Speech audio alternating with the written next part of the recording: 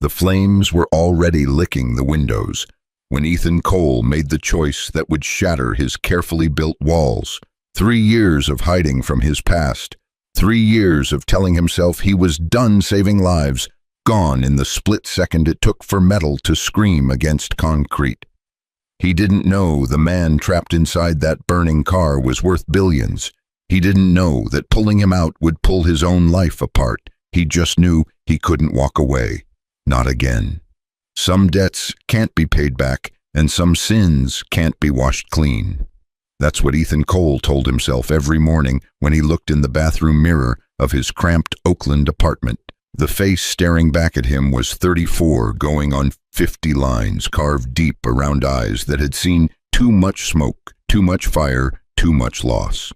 His daughter Lily was still asleep in the bedroom they shared, her small body curled under the donated quilt from the church. 8 years old, and she already knew what it meant to lose a mother. What she didn't know was that her father had been there when it happened, that he'd been the one who made the choice. Sarah or the family of 4. He'd chosen the family. His wife had died in the flames while he carried 2 children to safety. The department called him a hero, gave him a medal. He'd thrown it in the San Francisco Bay the day after the funeral and walked away from firefighting forever. Heroes don't let their wives burn. Heroes don't hear their partner's last screams echoing in their dreams 3 years later. Now he delivered packages for a living. 12 hours a day, 6 days a week, carrying boxes full of things people didn't need to doorsteps of houses he'd never afford. The pay was garbage, but it came with one mercy: no burning buildings, no life or death choices, no chances to fail anyone else ever again. "Daddy," Lily's voice pulled him back. She stood in the doorway, her leg brace gleaming in the morning light. The surgery had been 6 months ago. The bills still arrived every week. "Morning sunshine," he forced brightness into his voice. "Ready for school." "Mrs. Patterson says we're doing presentations today." Lily hobbled toward the kitchen table. "About our heroes." Ethan's chest tightened. "Yeah, who'd you pick? You, obviously." She said it like it was the simplest truth in the world. "Lily, I'm just a delivery guy. You save Mommy's pictures when our old apartment flooded. You carry me when my leg hurts. You make pancakes shaped like stars." She counted on her fingers. "That's a hero." He turned away, pretending to check his phone. If she only knew, if she ever found out what he really was. "Eat your cereal, baby. I gotta get to work." The morning fog hung thick over the Bay Bridge as Ethan merged into traffic. Thursday, March 14th, 2024. Just another day of cardboard boxes and forced smiles at doorsteps. His dispatch had him running deliveries from San Francisco to Oakland and back. 60 packages, 8 hours, don't stop for lunch. The radio was playing some talk show about billionaire CEOs and tax loopholes. Ethan turned it off. He didn't need to hear about people with money they'd never spend while he was rationing Lily's pain medication to make it last until next payday. Traffic was crawling, always was, at 8:30. He drummed his fingers on the steering wheel, thinking about the parent-teacher conference next week, about Lily's brace that needed replacing, about the envelope from the hospital he'd been too scared to open. Then the car ahead of him swerved. Not a gentle lane change. A violent jerk to the left tires, screaming metal shrieking as it clipped the guardrail and spun. Once, twice. The black sedan rotated like a terrible dance and then slammed sideways into the concrete barrier. Ethan's delivery van screeched to a stop. Around him, other vehicles froze. Horns began blaring. Someone was screaming. His hands gripped the steering wheel so tight, his knuckles went white. Don't you dare. You're not that person anymore." But his eyes saw what his mind wanted to deny. Smoke rising from under the hood, not steam, smoke, dark and thick and wrong. His door was opening before he made the conscious choice. His legs carried him forward while his brain shouted at him to stop, to get back in the van, to call 911, and let the professionals handle it. But there was no time. The smoke was getting thicker, and underneath it, the orange glow that he knew too well. "Stay back," someone yelled. "It's gonna blow." Ethan ran faster. The driver's side window was shattered, spider-webbed cracks revealing a man slumped over the steering wheel, unconscious, maybe dead already, blood on his forehead, expensive suit, graying hair. The heat hit Ethan like a wall. His lungs remembered this, his skin remembered this. Every cell in his body screamed the warning, "Fire, fire, get away." He reached through the broken window, found the door handle, locked. Of course it was locked. The smoke was pouring out now, black and chemical. His eyes watered. Somebody get a fire extinguisher. A woman's voice distant. No time, never any time. Ethan grabbed a piece of broken concrete from the road and smashed the remaining glass. Reached in, found the unlock button. The door swung open and heat rolled over him like a living thing. The man was heavy, dead weight, seatbelt cutting across his chest. Ethan's fingers fumbled for the release, found it pressed. Click. The man's body sagged forward. Come on, come on. Ethan hooked his arms under the man's shoulders and pulled. The guy had to be 6 feet tall, probably 200 pounds, pure dead weight. Ethan's back screamed. His arms shook. The flames were visible now, crawling up from the engine compartment. He pulled harder. The man's body shifted, came free of the seat. Ethan stumbled backward, dragging him away from the car. 10 feet, 20. His lungs were burning. The man's expensive shoes scraped against asphalt. 30 feet, 40. The explosion wasn't as dramatic as the movies. No massive fireball, just a deep whump sound as the gas tank caught, and suddenly the entire car was engulfed. Heat washed over them even at this distance. Ethan collapsed, the man's body falling across him. His ears were ringing. His hands were shaking. Someone was pulling him up, pulling the injured man away. Voices, so many voices. "Holy shit, did you see that? Somebody call 911. Get it on video. Get it on video." Ethan's vision swam. He tasted smoke ash memory. Sarah's voice in his head. "Go, baby, save them. I'll be right behind you." But she wasn't. She never was. Hands grabbed his shoulders. Sir, are you okay?" That was incredible. He shoved them off, stumbling to his feet. The man he'd pulled out was on the ground, someone's jacket under his head. His chest was rising and falling. Alive, breathing, sirens in the distance getting closer. Ethan turned and walked. Fast, back toward his van. People were shouting at him, trying to stop him, but he kept walking. His hands were black with soot. His jacket was burned at the sleeves. He climbed into his van, started the engine. A guy with a phone camera ran up to his window. Hey man, what's your name? You're a hero." Ethan drove away. His phone was ringing. Dispatch. He let it ring. His hands wouldn't stop shaking on the wheel. He pulled off at the next exit, parked in a grocery store lot, and sat there. 20 minutes passed, maybe 30. He watched normal people walk in and out with their shopping carts, living their normal lives. Lives where they didn't make impossible choices. Lives where they didn't hear their wife's screams when they closed their eyes. He'd done it again. Run toward the fire, broken his promise to Lily, to himself, to Sarah's memory. What if he'd died on that bridge? What would happen to Lily then? But the man was alive. He'd saved him. Did that make it better? Did that erase Sarah? Did saving one life pay back the debt of losing another? His phone buzzed. Not dispatch. A news alert. Dramatic Bay Bridge rescue caught on video. Mystery hero saves crash victim. He turned his phone off. By the time he got home, it was late. He'd finished his deliveries in a daze, driven on autopilot. Lily was at the neighbor's apartment, Mrs. Chen, watching her like she did most afternoons. "Daddy." Lily hugged his legs. "You're home. Hey, sunshine." He picked her up carefully, mindful of her leg. "How was school?" "Good. I did my presentation. Mrs. Patterson gave me an A." She pulled back to look at his face. "Daddy, why do you smell like smoke?" His blood went cold. There was a barbecue at one of the delivery stops. "Can we have barbecue for dinner?" "Sure, baby, sure." He couldn't afford it, but he'd figure something out. That night, after Lily fell asleep, Ethan stood on their small balcony, and looked out at the Oakland lights. Somewhere in the city, a man was alive who shouldn't be. Somewhere doctors were probably checking him over, calling his family, telling them how lucky he was. They didn't know the truth. Luck had nothing to do with it. Luck was for people who hadn't already used up all their chances. His phone turned back on, showed 43 missed calls. Dispatch, mostly. A few from numbers he didn't recognize. And the news stories. Oh, the news stories. The video was everywhere. Grainy cell phone footage showing a man in a blue jacket running toward a burning car, pulling someone out. The explosion. People were calling him the silent hero.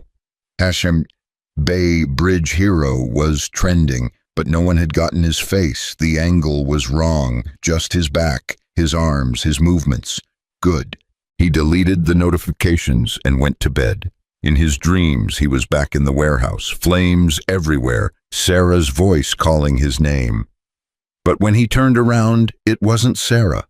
It was the man from the bridge, gray hair and expensive suit, standing in the fire and asking him, "Why did you save me? What made me worth it?" Ethan woke up gasping. 2 days later, everything changed. He was loading packages into his van when his supervisor, Marcus, approached with a strange expression. "Ethan, need to talk to you. I'm on schedule, Marcus, I swear." "It's not that." Marcus glanced around. "Listen, there's been people asking about you, about Thursday morning." Ethan's stomach dropped. "What people?" "Suits. Nice suits. Saying they're looking for the guy who pulled someone out of a car on the Bay Bridge." Marcus crossed his arms. "That was you, wasn't it?" "I don't know what you're talking about." "Come on, man. Your route had you on that bridge at that exact time. And you came back to the depot 3 hours late with your jacket burned. I had a lot of deliveries." "Ethan," Marcus's voice softened, "whatever reason you have for hiding, that's your business. But these people are serious. They had lawyers. They said they just want to thank whoever saved their guy. That's all. Tell them you don't know anything." "Already did." "But Ethan," Marcus hesitated. "The guy you pulled out, that was Nathan Sterling. Sterling Motors, the Nathan Sterling."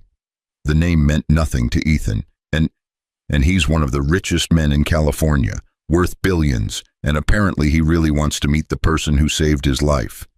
"Not interested. They're offering a reward, $50,000. Ethan stopped moving.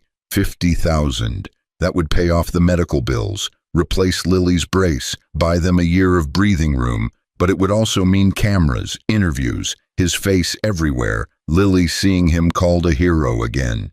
People who knew him from before, from the fire department, putting the pieces together. "No," he said. "You sure that's a lot of money?" "I'm sure." Marcus shrugged. "Your choice, but they're not going away easy. This Sterling guy, he's apparently obsessed with finding the silent hero." "Great. Just great." For a week, Ethan managed to avoid the attention. He changed his route, kept his head down, deleted his minimal social media. The news cycle moved on to other stories. The video views slowed down. He thought maybe he'd gotten away with it. Then came the letter. It showed up at his apartment, hand-delivered. Expensive paper, expensive envelope. No return address. Inside a single page in careful handwriting, "To the man who saved my life on March 14th. I don't know your name. I don't know what you look like. I was unconscious when you pulled me from my car and gone when I woke in the hospital. But I know what you did, and I know, to me, you disappeared deliberately. I respect your privacy. I respect your choice to remain anonymous. But I need you to understand something. You gave me a second chance at life. You risked everything when you had no reason to. I'm a man who spent his life making deals, building things, solving problems with money and power, but I can't solve you. I can't repay a debt to someone who won't accept payment. So I'm asking person to person, please let me thank you just once. Just a conversation. No cameras, no media, no money if you don't want it. Just two men who both know what it's like to face death and survive. If you're reading this, you'll find my personal number below. I'll wait to hear from you. With deepest gratitude, Nathan Sterling. Ethan read it 3 times, then he folded it, put it back in the envelope and shoved it in a drawer. He didn't call, but Nathan Sterling wasn't done trying. 2 days after the letter arrived, Ethan found Nathan Sterling sitting in the parking lot of his apartment complex. Not in a car, just sitting on a bench near the mailboxes at 6 in the morning, wearing jeans and a sweater that probably cost more than Ethan's monthly rent, a coffee cup in each hand. Ethan stopped walking, his hand tightened on his delivery van keys. Nathan looked up and their eyes met. The billionaire stood slowly, carefully, like he was approaching a wild animal. "I brought coffee," Nathan said. His voice was rough, tired to, "Wasn't sure how you took it, so I got black. Figured we could add stuff if needed.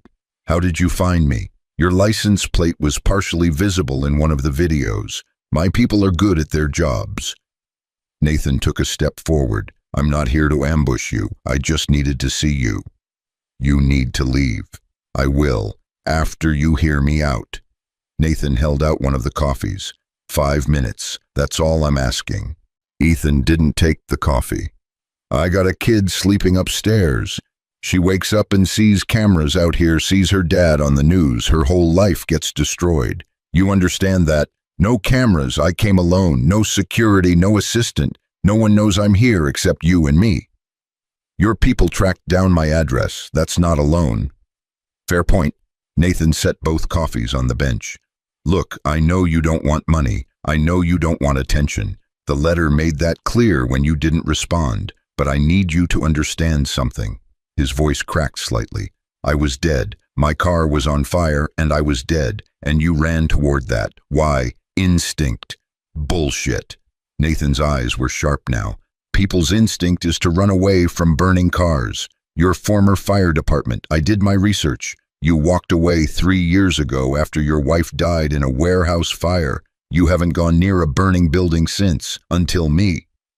Ethan's jaw clenched. "You had no right to dig into my life. You saved my life. That gives me every right to know who you are." "No, it doesn't." Ethan turned to walk away. "I have a daughter too." Ethan stopped. "Emma, she's 12. She was supposed to ride with me that morning, but she had a school thing. Nathan's voice went quiet.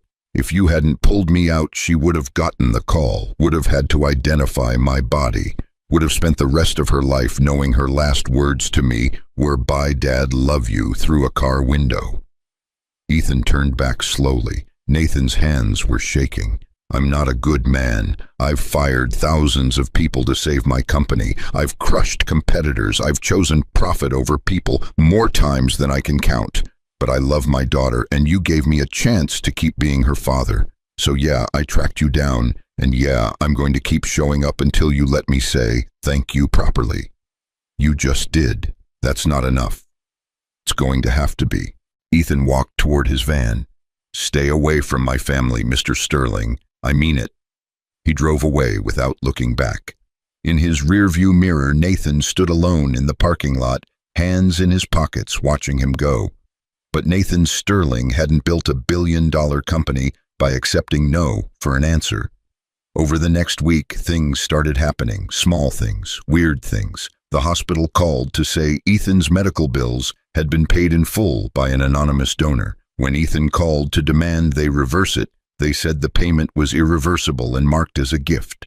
A new leg brace arrived at their apartment, top-of-the-line custom fitted for Lily. No return address. Just a note, every kid deserves to run. Mrs. Chen mentioned that someone had paid 6 months of her rent, with instructions to use the extra for watching Lily whenever Ethan needed. "Nice man," she said. "Wore an expensive watch." Ethan called the number from Nathan's letter. It rang 4 times before Nathan answered. "Stop," Ethan said. "Whatever you're doing, stop it right now." "I don't know what you're talking about. The bills, the brace, the money to my neighbor. Prove it was me." "Sterling, I'm trying to help." "I don't need your help. I don't need anyone's help." Ethan's voice rose. "You think throwing money at my problems makes us even? You think that's what this is about?" "No, I think you're drowning and too proud to grab the life preserver. You don't know anything about me. I know you work 70-hour weeks. I know you ration your daughter's medication. I know you eat cereal for dinner most nights so she can have real food." Nathan's voice was steady. "I know what it's like to raise a kid alone. My wife left when Emma was 3, said she didn't sign up to be a CEO's widow. So yeah, I know about pride. I know about doing it all yourself because asking for help feels like failing." Ethan was quiet. "I'm not trying to buy you," Nathan continued. "I'm not trying to own you or control you or put you in my debt. I'm trying to give back a fraction of what you gave me, that's all." "Why?" "Because I'm alive to see my daughter grow up. Because for the first time in 10 years, I feel like my life might actually mean something beyond quarterly earnings. Because you risked everything for a stranger, and I need to know that kind of goodness still gets rewarded in this world. Life doesn't work that way. Maybe it should." Ethan hung up. But that night, he let Lily wear her new brace. And when she actually ran for the first time in months, without pain, he didn't have the heart to take it away. The real collision came 2 weeks later at Lily's school. Washington Elementary was having their annual spring charity event. Bake sales, face painting raffles for donated prizes. Lily had been excited for weeks, had made Ethan promise to come early and stay late. He was manning the cookie table, watching Lily play with her classmates, when the crowd near the entrance started whispering, people pulling out phones, a few gasps. Ethan looked up and his stomach dropped. Nathan Sterling walked through the gate wearing khakis and a button-down, looking like any other parent, except for the fact that everyone recognized him. A teacher rushed over. The principal appeared out of nowhere, but Nathan scanned the crowd until his eyes found Ethan. Then he walked straight toward him, ignoring everyone trying to get his attention. "You've got to be kidding me," Ethan muttered. "Hi." Nathan stopped at the cookie table. "I'll take a dozen of whatever you're selling. You followed me to my daughter's school. Emma goes here too, started this semester, pure coincidence." Nathan's smile was too innocent. "You enrolled your kid in a public school in Oakland. The private schools were too stuffy. She hated them, wanted somewhere normal." Nathan pulled out his wallet. "So those cookies, 50 cents each." Nathan handed him a $100 bill. "Keep the change, for the school. I'm not taking your money. It's for the kids, not for you." Nathan picked up a chocolate chip cookie and took a bite. "These are good. Did you make them?" "Mrs. Chen did." "Tell her they're excellent." Lily appeared at Ethan's side, slightly out of breath from running. "Daddy, did you see I can run now? The new brace is so much better." Nathan crouched down to her level. "You must be Lily. I'm Nathan. Your dad and I are friends." Lily looked at Ethan confused. "You are." "We're not," Ethan said firmly. "We're working on it," Nathan corrected. He pulled something from his pocket, a small stuffed animal, a lion. "Emma wanted me to give this to you. She said, lions are brave." Lily took it carefully. "Is Emma your daughter?" "She is. She's 12. Maybe you'll meet her sometime." "Does she like art?" "I like art." "Well, she loves art. She paints." Nathan stood back up, his eyes on Ethan. "See the kids get along. That's a start. You need to leave." "Daddy!"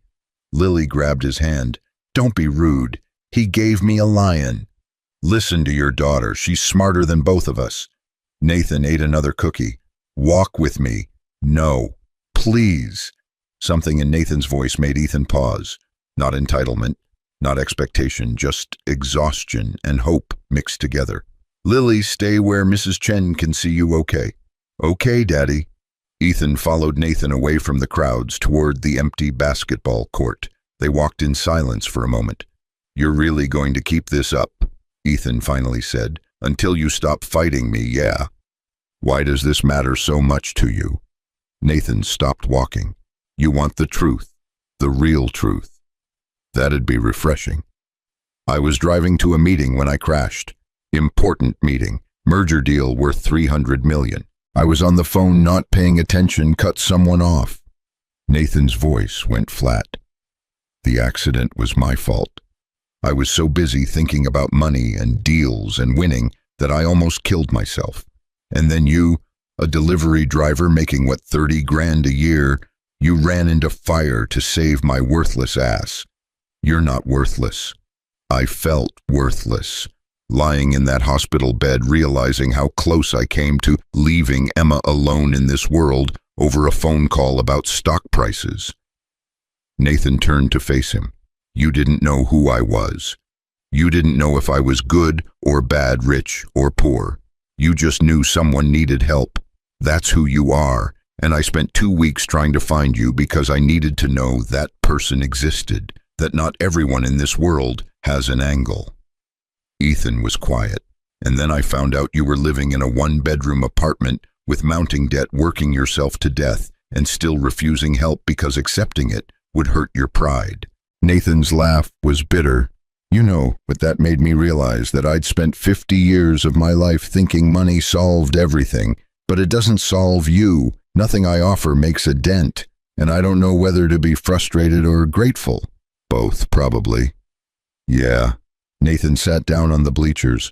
Look, I'm not good at this. Friendship, connection, whatever you want to call it. I'm good at business. I'm good at winning. But my daughter told me last week that she barely knows me, that I'm always working, always distracted, always somewhere else, even when I'm in the same room, and she's right. Ethan sat down next to him, keeping distance between them. When I woke up in that hospital, Nathan continued, Emma was holding my hand and crying, and all I could think was, I almost missed watching her grow up. I almost chose work over everything that actually matters. You gave me a chance to fix that, to be better, and I can't do it alone. What are you asking me? I don't know. Not money, not a job, just don't disappear. Let me figure out how to be the kind of person you are, someone who runs toward fires instead of away from everything real. I'm not some saint you should model yourself after. I'm a screw-up who let his wife die. You saved a family of 4. I chose them over her. You made an impossible choice in an impossible situation. Nathan's voice was firm. That doesn't make you a screw-up. That makes you someone who carries more weight than anyone should have to carry alone. Ethan's throat tightened. You really believe that? I know what it's like to replay your worst moment over and over, to think maybe if you'd just been faster, smarter, better, everything would be different. My wife leaving wasn't really about being a CEO's widow. It was about me choosing board meetings over Emma's first words, choosing business trips over bedtime stories, choosing success over showing up. Nathan rubbed his face. We're not that different, you and me. We both know what it's like to fail the people we love most. They sat in silence. Across the playground, Lily was showing the stuffed lion to a group of girls. Her laugh carried on the wind. She looks happy, Nathan said quietly. Your daughter. She's resilient, stronger than me. That's how you know you're doing it right. The strong ones raise stronger kids. Your daughter, Emma, she really okay? Getting there, therapy helps, and I'm trying, actually home for dinner now, actually asking about her day instead of checking emails. Nathan smiled slightly. Last week she told me about a boy she likes. Took me 3 days to process it, but I didn't run to work. I stayed and listened. Progress, right? Yeah, progress. Lily was running toward them now, the new brace doing its job. She was breathless when she reached them, face painted like a butterfly. Daddy, they're doing relay races. Can I? If you feel okay. I feel great. She grabbed his hand. Come watch. I'll be right there, sunshine. She ran off again. Nathan stood. She's got your spirit, the running toward things part. She's got her mother's courage. Ethan stood too. Look, I don't know what this is, this thing you're trying to build, but I can't be your redemption project. I'm not asking you to be. I'm asking you to let me buy you coffee sometime. No agenda, just 2 fathers who are trying not to screw up their kids. Just coffee. Scout's honor. You were a scout. Neither were you. Nathan held out his hand. Friends. Ethan looked at the offered hand for a long moment. This wasn't what he wanted. He'd built walls for a reason. Let someone in and they'd see all the broken parts. All the failures, all the nights he lay awake wondering if Lily would be better off with literally anyone else raising her. But the hand stayed there, steady, patient, not demanding, just offering. "Acquaintances," Ethan said finally and shook Nathan's hand. "I'll take it." They walked back toward the crowds together. People stared, whispered. A few took pictures. Ethan hated it, but Nathan seemed oblivious, stopping to talk to parents and teachers like he wasn't one of the richest men in California. Mrs. Chen appeared at Ethan's elbow. "That's Nathan Sterling." "I know. He's very handsome for a rich man." Mrs. Chen: "I'm just saying, and he looks at you like you hung the moon. He's grateful, that's all." "Mm-hmm." She patted his arm. "Lily's about to race. Better get over there." The relay was chaos. Kids everywhere, parents cheering someone's dad, acting as announcer with a megaphone. Lily lined up with her team determination written on her small face. Nathan appeared beside Ethan. "Which one's yours? Blue shirt, butterfly, face paint. She's gonna win." "How do you know?" "Look at her stance. She's got winner written all over her." The whistle blew. Kids took off running. Lily was third in line, bouncing on her toes, waiting for the baton. When it came to her, she exploded forward. The new brace worked perfectly. She ran like the wind, passing the baton to her teammate with a huge grin. Her team won by 3 seconds. Ethan couldn't breathe from pride. Nathan was cheering next to him like it was the Olympics. Lily ran over, gold ribbon in hand. "Did you see? Did you see? I saw sunshine. You were amazing. I haven't run that fast in forever." She jumped up and down. "The new brace is magic. It's good engineering," Nathan said, "but the running was all you." Lily beamed at him, then looked at Ethan. "Daddy, can Nathan come to dinner?" "Lily, please, Emma could come too. We could have pizza. I'm sure Mr. Sterling has plans." "Actually, I don't." Nathan's expression was carefully neutral. "But only if it's okay with your dad." Both of them looked at Ethan. Lily with hopeful eyes, Nathan with something more guarded. This was a mistake. Opening this door, letting them in. But Lily's happiness was hard to deny, and Nathan's loneliness was something Ethan recognized in himself. "Pizza," Ethan heard himself say. "Our place. 6 o'clock. Nothing fancy." Lily squealed and hugged him. Nathan just nodded, but something in his expression shifted. Relief, maybe, or gratitude. "We'll bring dessert," he said. "You don't have to. I want to."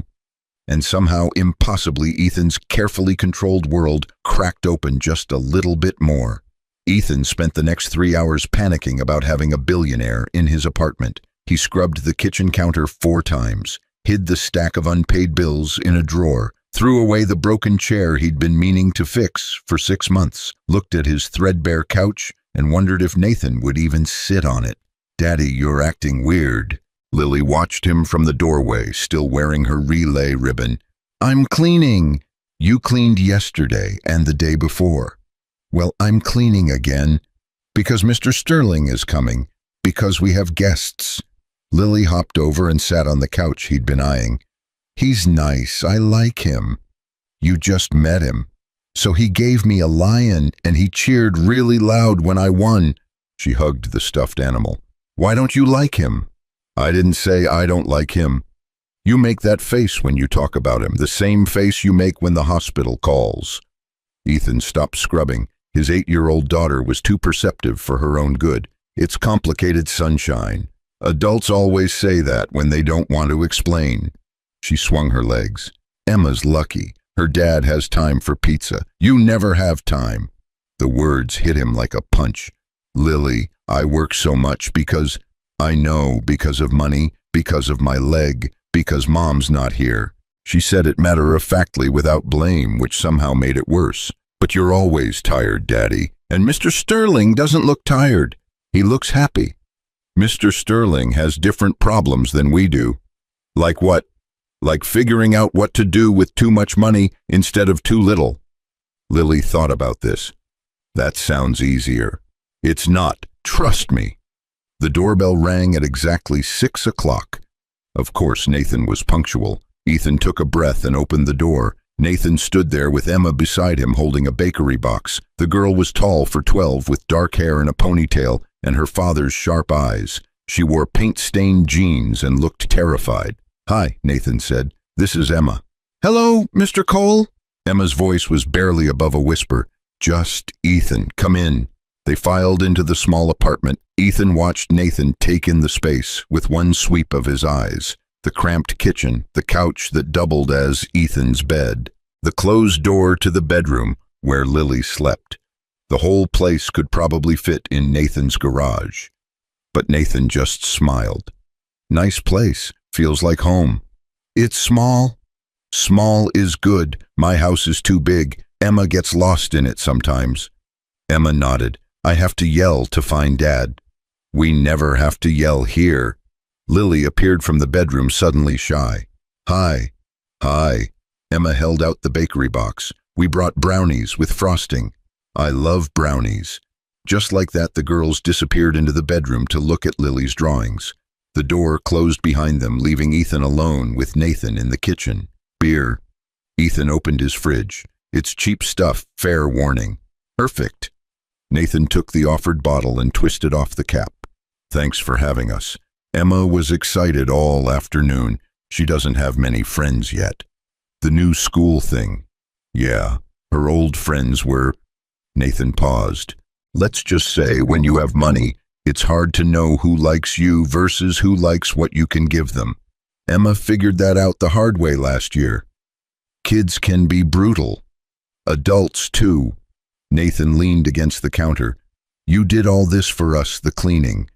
How did you... The apartment smells like bleach, and your hands are raw." Nathan smiled slightly. "You didn't have to. I've seen worse." "Doubt that." "My first apartment was a studio in Detroit. One room, shared bathroom down the hall, roaches the size of my thumb. I was 19 and thought I was going to change the world." Nathan took a drink. "Took me 15 years to get out of that neighborhood. By the time I did, I'd forgotten what it felt like to be hungry. That's the dangerous part. Forgetting." Ethan pulled plates from the cabinet. "What made you remember almost dying helps? Puts things in perspective." Nathan set down his beer. "Can I ask you something, and you can tell me to mind my own business?" "That's never stopped you before?" "Fair. Why delivery driving? You were a firefighter. Decorated. The chief wanted you to stay. Why walk away completely?" Ethan's hands stilled on the plates. "You really did your research. I'm thorough when something matters to me, and I matter to you. You saved my life. Yeah, you matter." Ethan set the plates down carefully. "I walked away because every time I smelled smoke, I heard Sarah screaming. Every time a call came in, I froze. My partner covered for me for 6 months before I finally admitted I was done." He met Nathan's eyes. "You can't be a firefighter if you're afraid of fire. That's just math. You weren't afraid on the bridge." "I didn't think, I just moved. If I'd stopped to think to remember, I would have stayed in my van like everyone else." "But you didn't. That muscle memory kicked in, that instinct to help. Instinct gets people killed. It also saves them."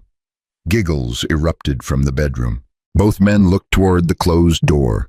"She's good with kids," Ethan said. "Your daughter. She's good with people, better than me at it." Nathan's expression softened. "She asked me once why I didn't have friends. I told her I was too busy. She said that was sad. She was 8.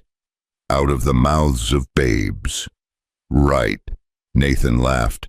"I tried to explain about business relationships, networking, strategic partnerships. She just looked at me and said, 'But who do you eat lunch with?' Destroyed me with one question." The pizza arrived 20 minutes later. They ate around Ethan's small table, knees bumping elbows, crowding. Emma and Lily talked about art class and their favorite colors. Nathan asked Lily about her drawings. Ethan found himself relaxing despite everything. "So you run now?" Emma asked Lily, "even with the brace?" "Yeah, today was the first time in months. It felt amazing." "That's so cool. I can't run. I'm terrible at it." What are you good at? Painting, mostly. And chess. Dad taught me. Nathan smiled. She beats me now, every time. That's because you let me win. I stopped letting you win 6 months ago. You're just better. Emma blushed, pleased. Dad's not that good at chess. He's too impatient. I'm a businessman. I want results fast. Chess is about thinking ahead, Lily said seriously. My teacher told me that. You have to see all the possibilities. Your teacher's right. Nathan looked at Ethan. Smart kid. She gets it from her mother. An hour passed like minutes. Then 2 hours. The girls moved to the floor with paper and crayons drawing together. Nathan helped Ethan clean up, ignoring protests about being a guest. You cook? Nathan asked, washing a plate. Basic stuff. Lily's not picky, thankfully. I can't cook at all. We have someone who does it. Emma keeps asking me to learn, says it would be more normal. What's stopping you? Nathan was quiet for a moment. Honestly, fear of failing at something that simple. I run a company worth billions, but I can't scramble eggs without burning them. Feels pathetic. It's just practice. Anyone can learn. Will you teach me? Ethan almost dropped the dish he was drying. What? Teach me. Basic cooking, stuff Emma would like. Nathan's voice was earnest. I'll pay you. I don't want your money. Then do it as a friend thing. Friends teach each other stuff, right? We're acquaintances. We ate pizza together. That's friend territory now. Nathan grinned. Come on, I'll teach Emma chess if Lily wants to learn. Fair trade. That's not equal. Chess is more valuable than scrambled eggs. Says you. To me, being able to make my kid breakfast is priceless. Ethan studied him. Nathan looked genuinely hopeful, like a kid asking to join a game. It would be so easy to say no, to keep the walls up, to send them home and lock the door behind them. But Lily was laughing in the corner with Emma drawing what looked like a lion with butterfly wings. And Nathan was standing in his kitchen washing dishes like it was the most natural thing in the world. Fine, Ethan said, but you have to actually practice. I'm not teaching you twice. Deal. Nathan held out his hand. Ethan shook it, and somewhere in the back of his mind, a voice that sounded like Sarah whispered, "Let him in." It's okay to let someone in. They stayed until almost 9. Emma fell asleep on the couch, exhausted. Nathan carried her carefully to his car, came back for the empty bakery box. Thank you, he said at the door, for tonight. It meant a lot to both of us. It was just pizza. It was more than that. Nathan hesitated. Same time next week, Emma's already asking. We'll see. I'll take that as a yes. Nathan smiled and left.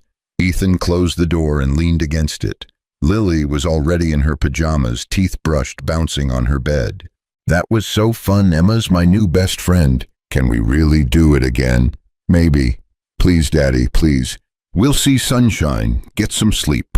She was out in minutes, the stuffed lion tucked under her arm. Ethan sat on the couch in the dark, thinking about Nathan washing dishes in his kitchen, about Emma's quiet voice, about how easy it had been to forget about money and class and debt for a few hours. His phone buzzed. A text from Nathan. Emma says thank you, so do I. Sleep well. Ethan stared at it for a long moment, then typed back, same time next week. Bring ingredients for omelets. The response came instantly. You're a good man, Ethan Cole. Ethan didn't reply. He wasn't sure he believed it. But maybe Nathan did, and maybe that was enough for now. The next 3 weeks fell into a pattern. Nathan would come over twice a week, sometimes with Emma, sometimes alone. They'd cook together, fumbling through recipes while the girls played or did homework. Nathan was terrible at cooking, burned everything he touched, but he kept trying with stubborn determination. This is a disaster, Nathan said one evening, staring at smoking scrambled eggs. You use too much heat. Again. I hate this. I'm good at things. Why am I not good at this? Because you're impatient. Lower the heat. Wait longer. Nathan tried again. This time the eggs were merely mediocre instead of inedible. He pumped his fist in victory. Emma's going to be so impressed. She's going to be diplomatic about it. Same thing. They were laughing when Lily walked into the kitchen, face-pale, hand on her stomach. "Daddy, I don't feel good." Ethan's smile vanished. "What's wrong?" "My tummy hurts and I'm dizzy." He crossed to her in 2 steps, put a hand on her forehead. "Hot, too hot." "How long have you felt bad?" "Since this morning. I thought it would go away." "Why didn't you tell me?" "You were working. I didn't want to bother you." Ethan's heart clenched. He picked her up carefully. She was burning up. "Nathan, I need to get her to the hospital." "I'll drive. My car's faster." "You don't have to." "Ethan," Nathan's voice was firm. "Let me help." They were in Nathan's Mercedes in under 2 minutes. Emma stayed at the apartment with Mrs. Chen. Nathan drove fast but controlled one hand on the wheel, the other pulling out his phone. "Calling ahead. I know the head of emergency at Highland Hospital." "Of course you do. Being rich has exactly one advantage: using it now." By the time they arrived, a team was waiting. They took Lily straight back, leaving Ethan and Nathan in the waiting room. Ethan's hands were shaking. Nathan sat beside him, solid and quiet. "She's going to be fine," Nathan said. "You don't know that. She's a fighter, like her dad." An hour crawled by, then 2. Ethan couldn't sit still, paced the room until Nathan grabbed his arm. "Sit down, you're going to pass out." "I can't lose her. She's all I have left." "You're not going to lose her. You don't know that." Ethan's voice rose. "You don't know anything. You swoop in with your money and your connections, and you think you can fix everything, but you can't. Some things can't be fixed." Nathan didn't flinch. "You're right, I can't fix this. But I'm here, that's what I can do." "I don't need you here." "Yes, you do." "No, Mr. Cole." A doctor appeared, young, tired-looking. "We've run tests. Lily has acute appendicitis. We need to operate immediately." The world tilted. Ethan grabbed the back of a chair. "Surgery. It's routine. We do it all the time, but we need your consent, and we need it now."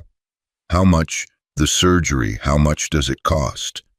The doctor hesitated. "We can discuss payment plans after." "How much?" "20 to 30,000, depending on complications."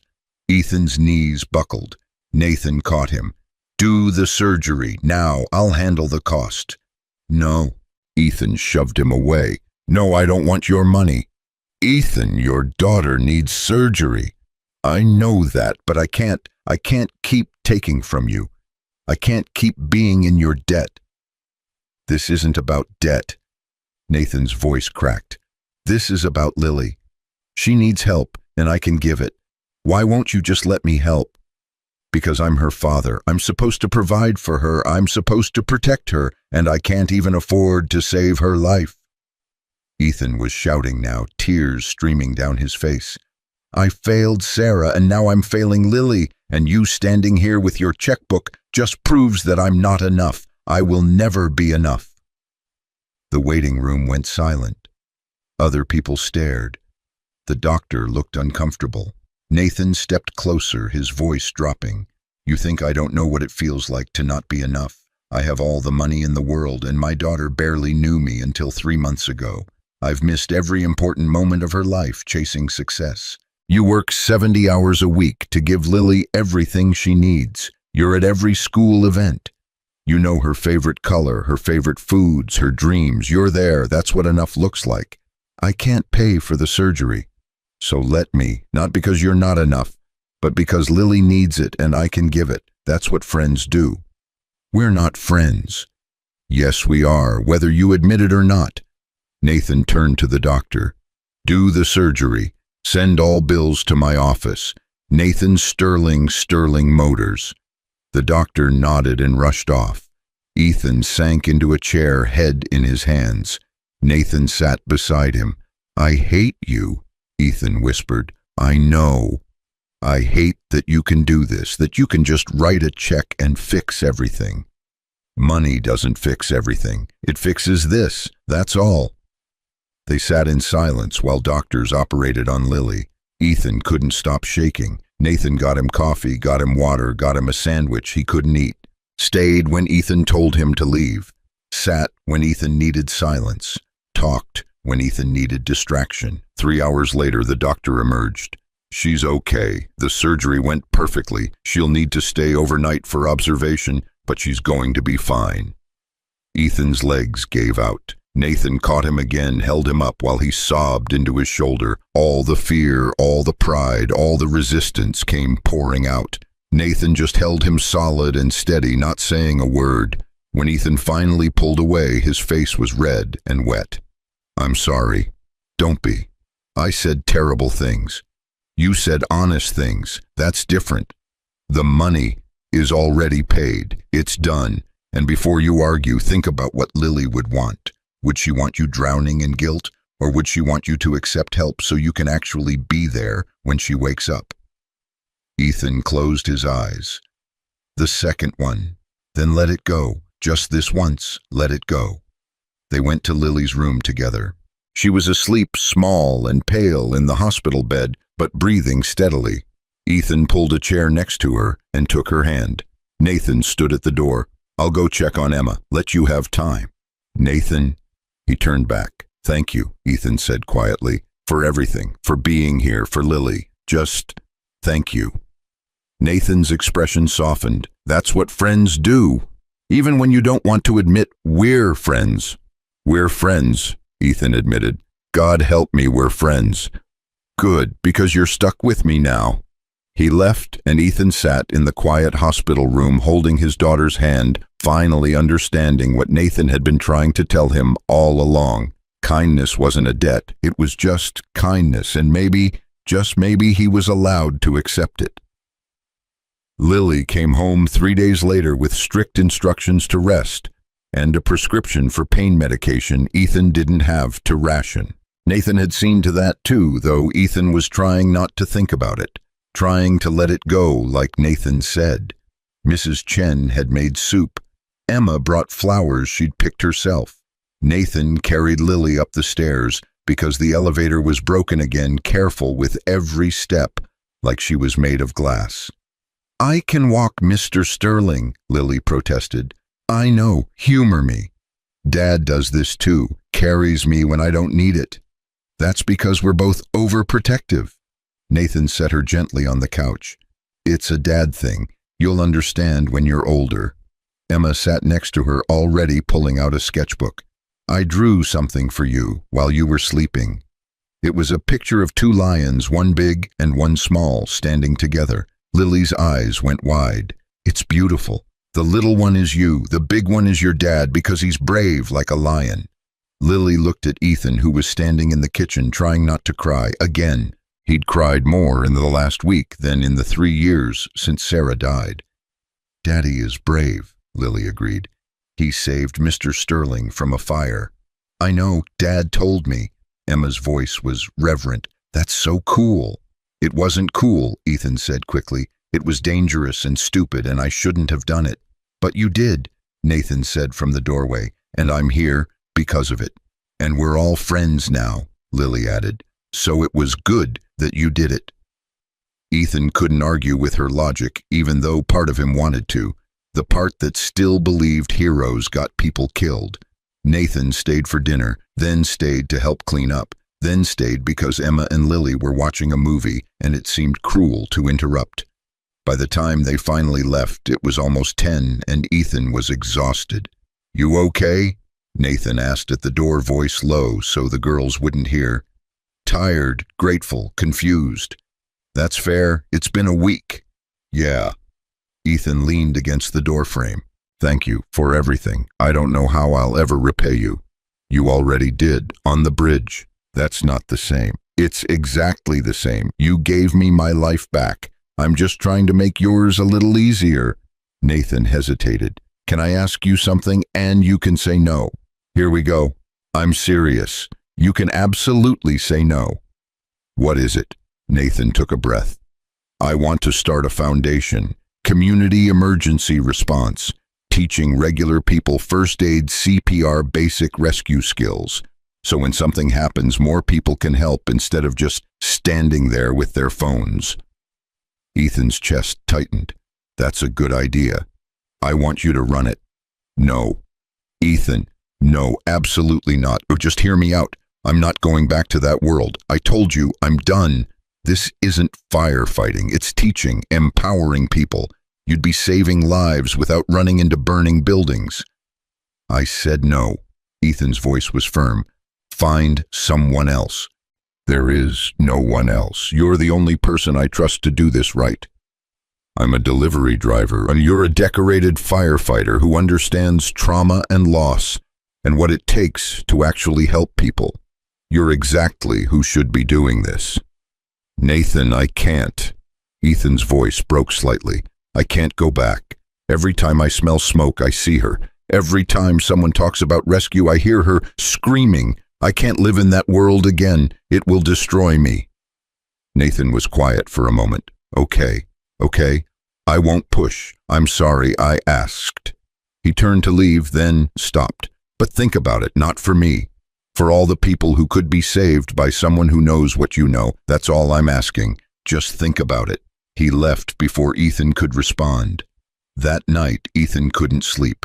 He lay on the couch, staring at the ceiling, thinking about Nathan's offer. A foundation, teaching, helping people without the fire, without the danger, without the impossible choices. But it was still that world, still the world that took Sarah, still the world where he failed. Daddy, Lily's voice from the bedroom doorway. Can't sleep. What are you doing up, sunshine? You should be resting. I heard you thinking too loud. She patted over and climbed onto the couch next to him, careful of her incision. What's wrong? Nothing, just grown-up stuff. Is it about what Mr. Sterling asked you, I heard? Of course she had. You shouldn't eavesdrop. I wasn't trying to. You were talking loud. She snuggled against him. Why don't you want to do it? It's complicated. Because of Mommy. Ethan's throat closed. Yeah, because of... Do you think she'd be mad if you helped people again? No, she'd probably want me to. Then why won't you? Because I'm scared, Lily. I'm scared I'll fail again, that I'll let someone down, that I'll make the wrong choice and someone will die because of it. Lily was quiet for a long moment. Mrs. Patterson says being brave isn't not being scared. It's being scared and doing it anyway. Mrs. Patterson is very wise. She also says Mommy was a hero, that she helped lots of people before the fire. She did. Your mom was a nurse. She saved lives every day. Did she ever get scared? All the time, but she did it anyway. Lily looked up at him with eyes too old for 8 years. Then maybe you should too. Do it anyway, even though you're scared. That's what Mommy would do. Ethan hugged her close, breathing in the scent of her strawberry shampoo. When did you get so smart? I've always been smart. You just don't listen. He laughed, despite everything. You're right. I should listen more. So you'll do it Mr. Sterling's foundation. I don't know yet. Let me think about it. Okay, but think fast. Mr. Sterling looks sad when you say no. She fell asleep there on the couch, her small body warm against his. Ethan stayed awake thinking about Sarah, about the night she died, about standing outside that warehouse watching the flames and knowing she was inside and not being able to save her because the family of 4 was closer, more accessible, survivable. He'd made the tactical choice, the rational choice, the choice that saved the most lives, and it had killed him anyway, slowly, for 3 years. Maybe Lily was right. Maybe Sarah would want him to help people again. But wanting and doing were different things.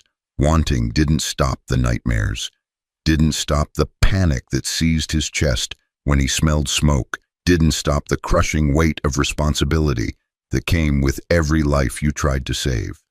But maybe, just maybe, teaching others was different, giving them the tools to save themselves, to save each other, to not stand helplessly by when someone needed help. He thought about the people on the bridge, all those drivers who'd frozen while Nathan's car burned, not because they were cowards, but because they didn't know what to do, didn't have the training, didn't have the confidence. What if they had? What if more people could do what he'd done, not run away but run toward, not freeze but act? His phone buzzed. A text from Nathan. "I'm sorry, shouldn't have asked. Forget I mentioned it." Ethan stared at the message for a long time. Then he typed back, "Tell me more about the foundation. No promises. Just want to hear the plan." The response came immediately. "Can I come over tomorrow? Bring the full proposal. Make it coffee, public place, less pressure. Deal. Thank you for considering it." Ethan summed the phone down and looked at Lily, sleeping peacefully against him. She'd almost died this week, almost left him alone in this world, and Nathan had saved her the same way Ethan had saved him, not with heroics or bravery, just with resources and timing and caring enough to help. Maybe that was the point. Maybe saving people didn't always look like running into burning buildings. Sometimes it looked like paying hospital bills. Sometimes it looked like teaching others to be ready. Sometimes it looked like showing up when someone needed you, even when they pushed you away. The coffee shop was crowded when Ethan arrived the next morning. Nathan was already there, laptop open, 2 cups on the table. "Black right, you remembered." "I pay attention." Nathan turned the laptop around. "This is what I'm thinking. Project Second Breath. Community centers in underserved neighborhoods. Free classes in CPR, first aid, emergency response. Anyone can attend. No cost, no barriers." Ethan studied the screen. The proposal was detailed. Locations, curriculum, funding. Nathan had clearly been working on this for a while. "When did you put this together?" "Started the week after you saved me. Been refining it since." Nathan scrolled through pages. "Look, I know I have money. I know that makes it easy to throw cash at problems. But money without expertise is just waste. I need someone who knows this world, who can train trainers, who can make sure we're actually helping and not just creating liability." "You've thought about this." "I think about it every day, every time I look at Emma and realize I almost didn't get to see her grow up. Every time I see someone have a heart attack in public and nobody knows CPR. Every time there's an accident and people just film instead of help." Nathan's intensity was palpable. "We've become a society of spectators. I want to change that, but I can't do it alone." "Why me, specifically?" "There are hundreds of former firefighters, EMTs, people with better credentials." "Because you understand both sides. You know what it's like to save lives and what it's like to lose them. You know trauma. You know failure. You know that perfect heroism is a myth." Nathan leaned forward. "The people who need this training aren't heroes. They're regular folks who want to help but don't know how. You can teach them, not to be perfect, just to be ready." Ethan sipped his coffee thinking, what would my role be exactly? Director of training. You'd develop curriculum, train instructors, oversee quality. You'd have full control over the program content. I'd handle funding and logistics. I'm not qualified to run a foundation. You're qualified to teach people how to save lives. That's the hard part. The rest we can hire for. I have a daughter, limited time, flexible hours. Work from home when you need to. Bring Lily to the office if you want. Hell, she can be our mascot." Nathan smiled. "Emma already volunteered to babysit. You've really thought of everything. I'm motivated. When I want something, I'm persistent. I've noticed." They sat in silence for a moment.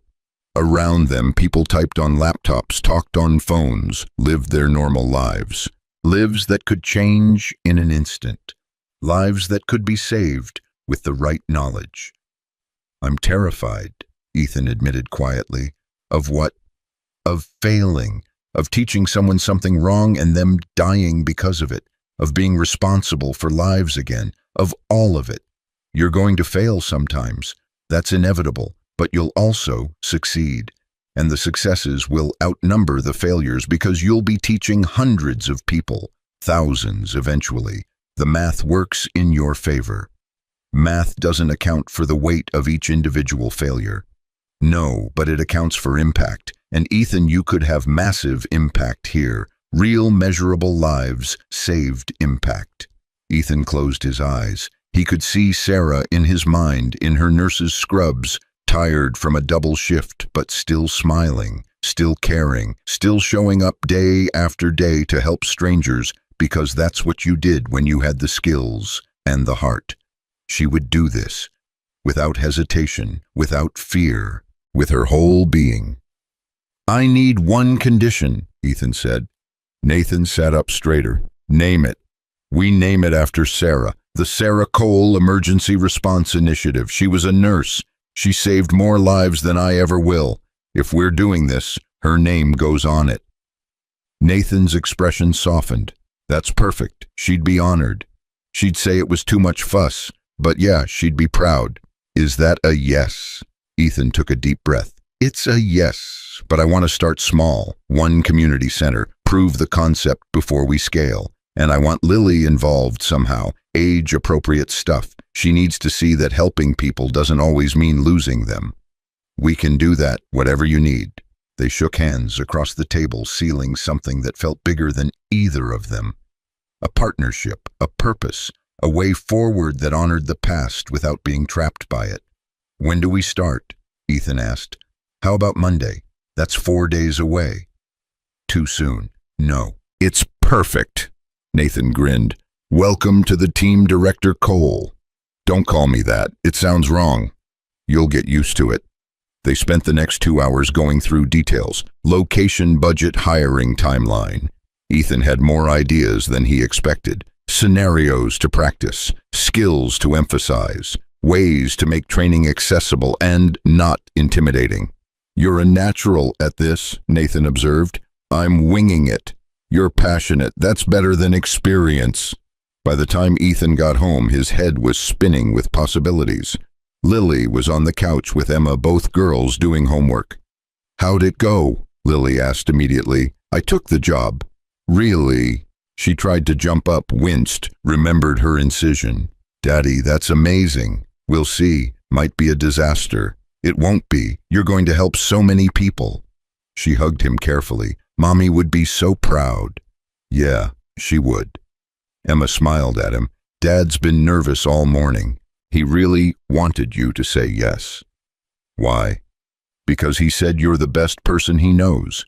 And if you believed in the project, it meant the project was worth believing in." Ethan felt his chest tighten.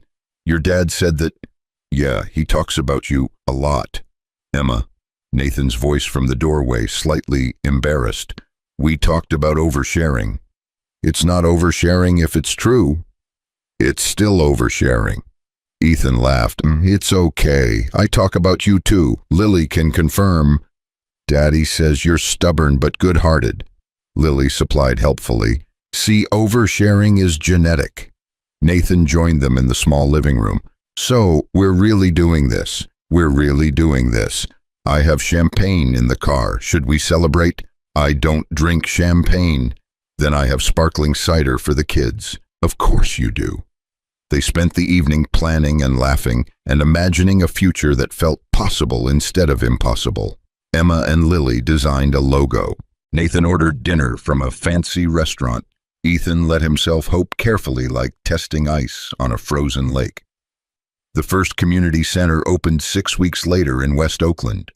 Small space, donated equipment, 20 folding chairs. Ethan stood in front of the first-class 15 people of varying ages, all looking at him expectantly.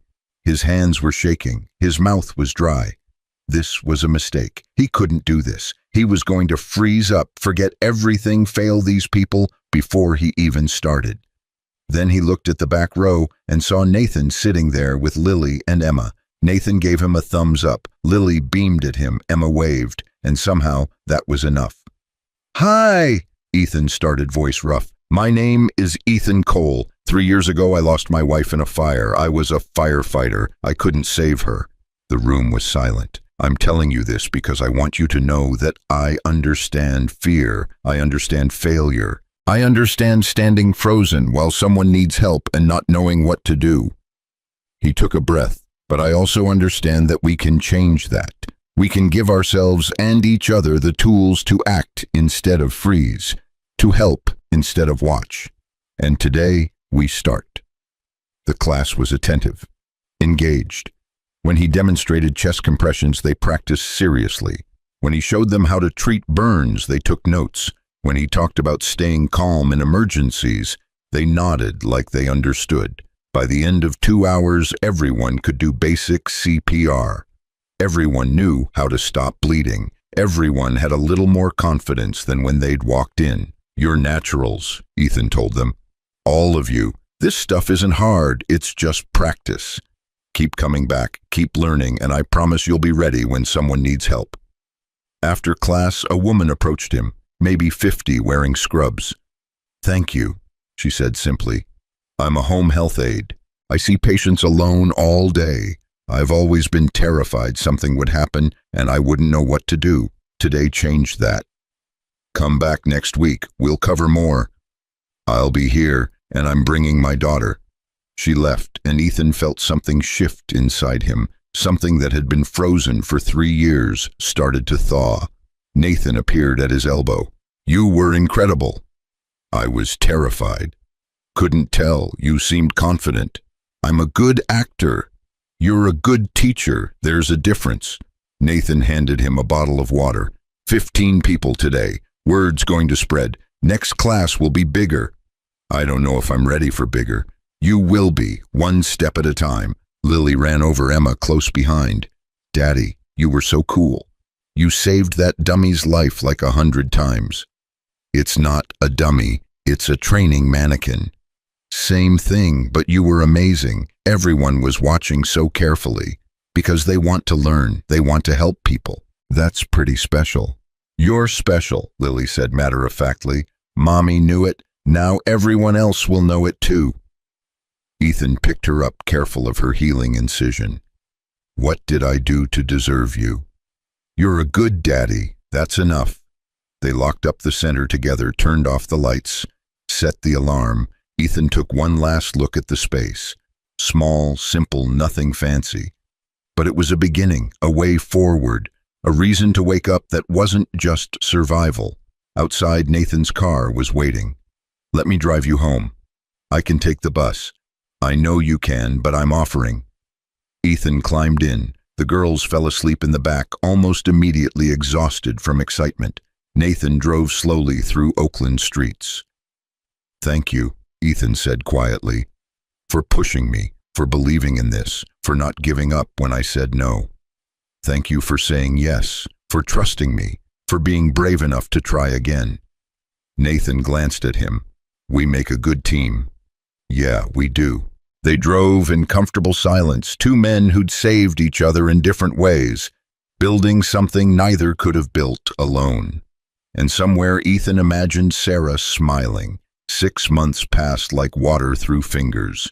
The Sarah Cole Emergency Response Initiative grew from 1 small center to 3, then 5. Word spread through Oakland, then Richmond, then San Francisco. People came in scared and left confident. Ethan taught 4 classes a week, trained 6 new instructors, and started sleeping through the night for the first time in years. Not every night. Some nights he still woke up hearing Sarah's voice. But more and more often he woke up thinking about the students he'd trained, the lives they might save, the ripple effect of knowledge, spreading through communities that had been forgotten. Nathan was there through all of it. Not hovering, not controlling, just present. He sat in on classes, sometimes taking notes, like any other student. He brought coffee on early mornings. He celebrated small victories and troubleshot problems without being asked. Their friendship had settled into something comfortable, something real. "You ever think about this?" Ethan asked one evening. They were in the foundation office, a small space above a pharmacy that smelled like old coffee and new paint. Nathan was reviewing budget reports while Ethan prepped tomorrow's lesson plan. "Think about how weird this is. You and me, we shouldn't work." Nathan looked up from his laptop. "Why not?" "Because you're you and I'm me, because we come from different worlds, because 6 months ago I couldn't stand you. You liked me, you just didn't want to." "Same thing. Not even close." Nathan closed his laptop. "You know what I think. I think we work because we both understand loss. We both know what it's like to fail the people we love. That's not about money or class. That's just human. Deep thoughts for 9 p.m. on a Tuesday. Emma's doing a philosophy unit. It's rubbing off. Nathan stretched. Speaking of, she wants to volunteer here this summer, help with kids' classes. She's 12. She's mature and she wants to help. Says you inspired her. I didn't do anything. You showed up, you cared, you taught people that they matter enough to learn skills that save lives. For a kid who grew up thinking money was the only thing that mattered, that's revolutionary. Ethan felt his chest warm. She can volunteer as long as she understands it's real work. She does, believe me. Nathan hesitated. Can I ask you something personal? Haven't you already? This is different. Do you still miss it? Firefighting. Ethan set down his pen. Every day, but not in the way I used to. I don't miss the adrenaline or the danger. I miss the clarity, knowing exactly what you're supposed to do. Run in, get people out. Simple. Nothing about loss is simple. No, but the job was, until it wasn't. Ethan leaned back in his chair. Teaching is different, slower, less glory, more patience. But the impact is bigger. I've trained maybe 300 people now. If even half of them use what they learned once, that's lives saved I'll never know about. That's pretty powerful. Sarah would be proud. Yeah, she would. They worked in comfortable silence until almost midnight. Nathan drove Ethan home, same as always. They'd fallen into rhythms, patterns of care that felt natural instead of obligatory. Ethan had stopped fighting it, stopped questioning whether he deserved it, just accepted that Nathan was his friend and friends took care of each other. Lily was asleep when Ethan got home, her homework done and a note on the counter from Mrs. Chen. She ate all her vegetables, miracle child. Ethan smiled and went to check on her. She was curled up with the stuffed lion, her leg brace on the nightstand, no longer needed except for long walks. He kissed her forehead and she stirred slightly. Daddy, go back to sleep, sunshine. How was work? Good. Mr. Sterling says Emma wants to volunteer this summer. Really? That's so cool. Her eyes opened. Can we do stuff together like help teach the little kids? We'll see. Sleep now. Okay, love you. Love you too. He closed her door and stood in the dark apartment feeling something he hadn't felt in years. Peace. Not happiness exactly, not yet. But peace. The kind that comes from knowing you're doing something that matters. That Sarah's death hadn't been meaningless. That good things could grow from tragedy if you were brave enough to plant seeds. The call came 3 months later on a Saturday morning in September. Ethan was at the main center running a weekend intensive when Nathan burst through the door, phone in hand, face pale. Turn on the news, now. Ethan grabbed the remote. Every channel showed the same thing. Wildfires in Napa Valley. Massive, fast-moving, entire neighborhoods evacuating. The news anchor's voice was urgent. Officials are calling for volunteers with emergency training to assist with evacuations. The fire department is overwhelmed. We need to go, Nathan said. Go where? There, Napa. We have 300 trained volunteers in the Bay Area. We mobilize them now. Ethan's blood went cold. Nathan, that's a wildfire. We train people for urban emergencies. CPR, basic first aid, not fire. We train them to stay calm under pressure, to help people evacuate, to do triage. That's exactly what they need up there. It's too dangerous. People are trapped. You're going to let them burn because you're scared. The words hit like a slap. Ethan stared at Nathan, whose expression was desperate and determined in equal measure. That's not fair, Ethan said quietly. No, it's not, but it's true. Nathan moved closer. I'm not asking you to run into burning buildings.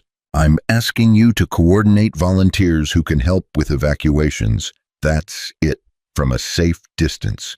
But we need to move now. Ethan's hands were shaking. The smell of smoke was in his memory, sharp and immediate. Sarah's voice, the warehouse, the impossible choice. Everything he'd spent 3 years running from was suddenly right in front of him again. I can't, he whispered. Yes, you can. Because those people need us. Need you. Nathan's voice softened. I'm not sending you alone. I'm going too. We'll do this together. You're not trained. Then train me, right now. Teach me what I need to know, and let's go save some lives. The students from the class had gathered around listening. One of them, Marcus, the bus driver, who'd been coming for 2 months, stepped forward. I'll go. I know CPR. I know triage. I can help. Me too, said Jennifer, the teacher. I'm in. Count me in, said David, the mechanic. One by one, every person in the room volunteered. 15 people ready to run toward danger because Ethan had taught them they could. Because he'd given them the tools and the confidence. He looked at their faces, scared but determined, ready. All right, Ethan heard himself say. We mobilize, but we do this smart. We follow fire department protocols. We stay safe. Nobody plays hero. Understood, understood. They made calls, sent texts. Within 2 hours, 87 volunteers had gathered at the center with go bags and determination. Ethan stood in front of them, his heart hammering but his voice steady. This is what we've trained for, not the fire itself, but the chaos around it. We're going to help with evacuations, medical triage, getting people to safety. We work in teams of 3. We stay together. We follow fire department orders. And if it gets too dangerous, we pull back. No arguments. Clear, clear, they chorused. Nathan had arranged transportation, vans, trucks, private vehicles. They caravanned north together, a makeshift army of regular people who'd decided not to be bystanders anymore. Ethan rode in the lead van, Nathan beside him, both silent with the weight of what they were doing. You okay? Nathan finally asked. No, but I'm going anyway. That's courage. That's stupidity. Same thing sometimes. The smoke was visible from 20 miles away, black and thick, rising like a monster into the clear sky. As they got closer, ash began falling like snow. The air tasted of burning wood and chemicals. Ethan's chest tightened, but he forced himself to breathe, slowly. In, out, in, out. The evacuation center was chaos. Hundreds of people crying, children, pets in carriers, elderly folks in wheelchairs. Fire trucks everywhere, sirens constant. The local fire chief, a woman named Rodriguez, looked at them like they were angels. You, the volunteers from Oakland. Sarah Cole Emergency Response Initiative, Ethan said. We're here to help however you need. Can you do triage medical assessment? We're overwhelmed. We can. Where do you need us? They deployed in teams. Ethan took the medical tent coordinating volunteers as they checked evacuees for injuries, distributed water, helped find separated families. Nathan worked beside him, covered in ash, doing whatever was needed without complaint. No CEO here, just a man helping people. Hours blurred together. Check vitals, treat burns, calm panicked children, reunite families. Ethan moved on autopilot, his training kicking in, pushing past the fear. Someone needed water, someone needed their inhaler, someone couldn't find their grandmother. Each problem had a solution, each person mattered. Sir, I need help. A young woman, maybe 20, covered in soot. My neighbor, she's elderly, she won't leave her house, she's 2 blocks from the fire line. Rodriguez appeared. We can't spare anyone right now. I'll go, Ethan said. It's too close. I'm trained. I can do this. Nathan grabbed his arm. Then I'm coming with you. The hell you are. Not negotiable. We're a team. Remember. Rodriguez looked between them. You have 10 minutes. The fire's moving fast. Any longer and you'll be cut off. They ran, actually ran through ash and smoke, following the girl back toward her neighborhood. 2 blocks felt like 2 miles. The heat intensified with every step. Sirens wailed, helicopters dumped water in the distance. The house was small, yellow paint peeling. The girl pounded on the door. Mrs. Chen, it's Amy. You need to come out. No answer. Mrs. Chen. Ethan tried the door, locked. He looked at Nathan. "We break it down. Together on 3. They hit it simultaneously. The door splintered. Inside, smoke was already seeping through the windows. An elderly woman sat in a chair, clutching a photo album, tears streaming down her face. "Ma'am, we need to evacuate, right now. This is my home. I've lived here 40 years. I understand. But if you stay, you'll die. Please." She shook her head. "My husband's ashes are here. I can't leave him." Ethan knelt in front of her. Behind them, Nathan was coughing. The smoke was getting worse. They had maybe 2 minutes. "Where are the ashes? The mantle? I'll get them, but you need to come with us. Your husband wouldn't want you to die here." She looked at him with ancient eyes, then nodded.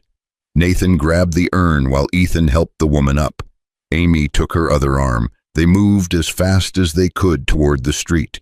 The smoke was thick now, disorienting. Ethan's eyes watered, his lungs burned. They broke into clear air 50 feet from the house. Behind them, embers were landing on the roof. "Keep going." Rodriguez was there with a fire truck. "Move, move, move." They ran. The old woman stumbled, and Ethan scooped her up, carrying her like he carried Lily. Nathan stayed beside them, the urn clutched to his chest. They made it to the evacuation zone as the house behind them ignited. Rodriguez wrapped them in blankets. That was insane. That was necessary. Ethan gasped. The old woman was crying. Thank you, you saved my life. Thank your neighbor, she's the one who asked for help." They worked until midnight. The fire was finally contained, pushed back by hundreds of firefighters and lucky wind shifts. No lives lost. Dozens of homes destroyed, but everyone had made it out. The volunteers had helped evacuate over 300 people, treated 50 injuries, reunited countless families. When it was finally over, Ethan collapsed against a van, exhausted. Nathan dropped beside him, both of them covered head to toe in ash and soot. "We did it," Nathan said. "We did. You ran toward fire. Don't remind me. You were incredible, all of you, every single volunteer." Ethan looked around at his students, his volunteers, regular people who'd become extraordinary because someone had taught them they could be. A bus driver, a teacher, a mechanic, a home health aide, all heroes in their own right. "They were incredible," Ethan agreed. "We just gave them the tools. You gave them the tools. This was your vision. It was our vision. I couldn't have done this without you." Nathan was quiet for a moment. "You know what's funny? I almost died in a car fire. And today I ran toward a wildfire to help evacuate people. A year ago I would have written a check and stayed safe in my office. But you changed that. You showed me that showing up matters more than money. Money helped. Don't discount that. Money was the easy part. The hard part was learning to be the kind of person who runs in instead of away. You taught me that. I didn't teach you anything. You already had it in you. You just needed permission to care." They sat in silence, watching the dawn break over Napa Valley. Smoke still rose in the distance, but the danger had passed. People were safe. That was what mattered. A news crew appeared, cameras rolling. The reporter, a young man with perfectly styled hair, approached them. "Are you the volunteers from Oakland, the Sarah Cole Initiative?" "That's us," Nathan said. "Can we interview you? The public needs to hear this story." Ethan tensed. Nathan felt it put a hand on his shoulder. "What do you want to know?" Nathan asked. The camera focused on him. "You're Nathan Sterling, CEO of Sterling Motors. What are you doing here?" "Same thing everyone else is doing, helping." Nathan gestured to the volunteers. "These people came from all over the Bay Area. They dropped everything to be here. They didn't do it for money or fame. They did it because they were trained to help, and someone needed help." "Who trained them?" Nathan looked at Ethan. "The best man I know, Ethan Cole, former firefighter, started this initiative to teach regular people emergency response. Every single volunteer here tonight was trained by him or his instructors." "Mr. Cole, can you tell us why you started this program?" Ethan wanted to run, wanted to disappear into the crowd like he'd done on the bridge. But Nathan was looking at him with trust and pride, and the volunteers were watching, and somewhere Lily was probably seeing this on TV with Emma. He stood up, faced the camera. 3 years ago, I lost my wife in a fire. I was a firefighter, and I couldn't save her. I walked away from everything because I thought I was done saving lives. His voice was steady, but someone I care about reminded me that we're not done until we quit. And I wasn't ready to quit. So we started teaching people, not to be heroes, just to be ready, to know what to do when someone needs help. And tonight, what happened tonight? Tonight, 87 regular people showed up and helped evacuate over 300 residents. They did triage. They reunited families. They stayed calm under pressure. That's what happens when you give people tools and trust them to use them. Ethan looked at the volunteers. They're the real heroes, not me. Them. Mr. Sterling, you were seen helping as well. Covered in ash, carrying evacuation supplies. That's not typical CEO behavior. Nathan laughed. Maybe it should be. Look, I have money. I can write checks. But tonight wasn't about money. It was about showing up, being present, helping when help is needed. That's what Ethan taught me. That's what everyone here understands. Real heroism isn't about glory. It's about giving a damn when it matters. The interview ended. They did a few more with other volunteers. Then finally the press left. Rodriguez came over with coffee and gratitude. You saved lives tonight, all of you. I don't know how to thank you. Send people to our classes, Ethan said. Teach them what we taught these folks. That's all the thanks we need. Consider it done. They caravanned back to Oakland as the sun rose. Ethan rode in silence, processing everything. He'd run toward fire, faced his biggest fear, saved lives alongside the people he'd trained. And he'd survived, not just physically but emotionally. The ghosts were still there, but they were quieter now, manageable. Nathan dropped him at home around 9 a.m. They sat in the car for a moment, neither ready to leave yet. Thank you, Ethan said, for pushing me, for believing in me, for everything. Thank you for saving my life, on the bridge and after it. I was dying slowly before I met you, going through motions. Now I'm living. That's because of you. We saved each other. Yeah, we did. Ethan climbed out of the car exhausted and filthy, and more at peace than he'd been in years. He looked back at Nathan. You coming for dinner tonight? I'm making pasta. Wouldn't miss it. Inside the apartment, Lily was awake and glued to the TV. Emma was with her. When Ethan walked in, both girls shrieked and ran to him. Daddy, we saw you on the news. You were so brave. I was just doing my job, sunshine. You saved people. You ran into smoke. You're a hero. Ethan knelt down to her level. I'm not a hero. Heroes don't work for applause. They work so others can keep breathing. Remember that. You said that on TV too. Emma and I memorized it. It's a good line, Emma agreed. Dad cried when you said it. Emma? Nathan's voice from the doorway. He'd followed Ethan up. Well, you did. I had ash in my eyes. Sure, Dad, ash. They all laughed. Mrs. Chen appeared with soup, declaring Ethan too skinny and too reckless in equal measure.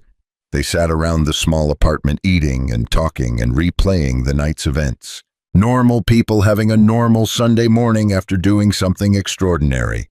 That evening, after Nathan and Emma left, Ethan stood on his small balcony and looked out at Oakland.